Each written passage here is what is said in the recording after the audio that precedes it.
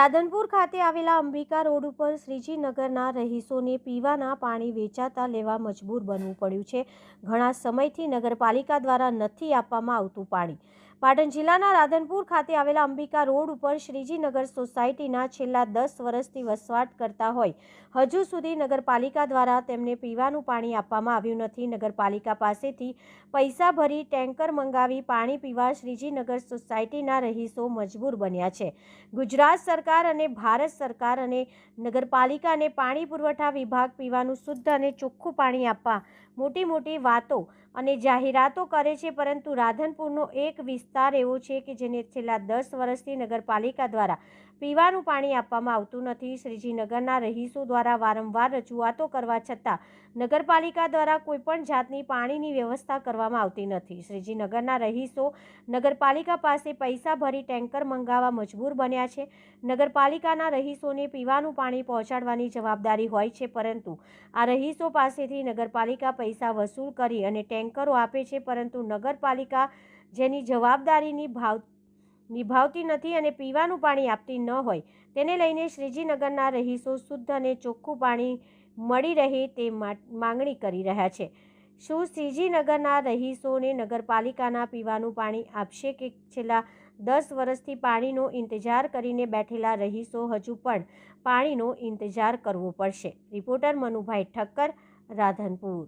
મઘાપરાના રોડે રહ્યો છો અમે, શ્રીનગર રોડ અમારો સિસોટી, એમાં અમે 10 વર્ષથી રહ્યા છો। અહીંયા અમે ત્યાં પાણી હજી ભાર્યું નથી।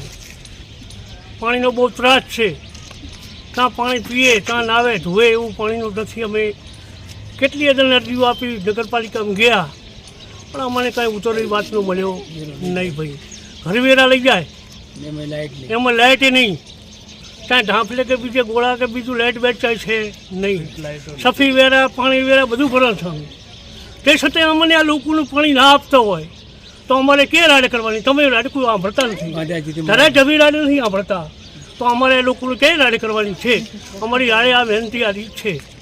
તમારું નામ?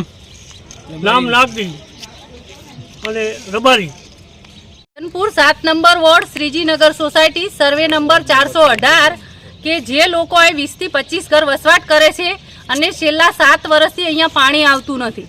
લાઈનો નાખી છે પણ એ શોભાના ગાંઠિયા સમાન છે। કનેક્શનો લોકોને આપવામાં આવ્યા નથી કે નળમાં એમણે પાણી હજી ક્યાંય જોયું નથી। ટેન્કરથી પાણી એ લોકો વેચાતું લઈ અને પૂરું પાડે છે। નગરપાલિકામાં એમણે ચીફ ઓફિસર શ્રી, ધારાસભ્ય શ્રી અને વહીવટદાર શ્રીને પણ આવેદનો આપ્યા અને અરજીઓ આપી લોકો ધક્કા ખાઈને થાક્યા। અને આજે મને ફોન આવ્યો હતો કે બેન તમે અમારી મુલાકાત લો, અમારે અહીંયા પાણી આવતું નથી। આ લોકોને પીવાનું પાણી તો પીવાનું પણ નાવા ધોવાનું પાણી મળતું નથી। વેચાતું પાણી લઈ અને આ લોકો અહીંયા વસવાટ કરી રહ્યા છે, વેરો ભરે છે, ટેક્સ ભરે છે, તો એ લોકોનો ટેક્સ અને વેરો શા માટે લેવામાં આવે છે?